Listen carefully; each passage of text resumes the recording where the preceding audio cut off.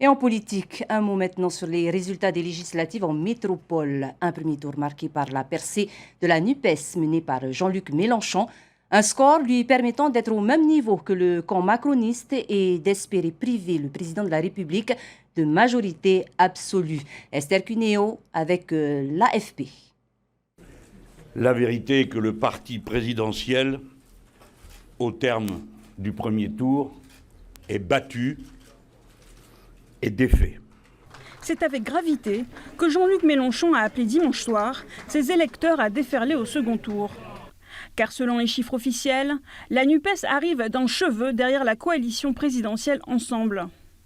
Reste pour le camp de gauche à trouver les réserves de voix suffisantes pour envoyer son leader insoumis à Matignon.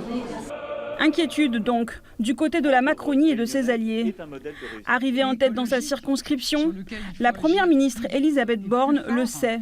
Le sort de son camp est incertain alors que 15 ministres jouent leur mandat. Depuis le siège du parti au pouvoir, elle a donc appelé à la lutte contre l'abstention et les extrêmes. Aujourd'hui, plus d'un Français sur deux ne s'est pas rendu aux urnes et cela, personne ne peut s'y résoudre. Notre premier devoir collectif, c'est de faire reculer l'abstention.